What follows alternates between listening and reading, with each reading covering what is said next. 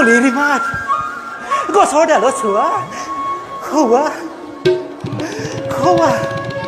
তগৰ মাধন কেতেকী কপৌ ফুলে জকমকাই উঠিছে সঁচাই মোৰ মন যেন ইয়াতে ব্যাকুল হৈ যায়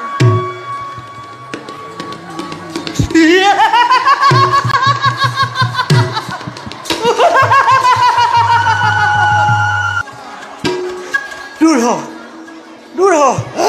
কোন তই মই কোন জানো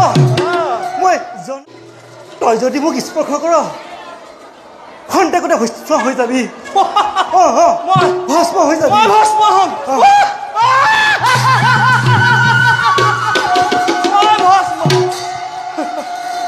ৰমণী কোনো কথা নাই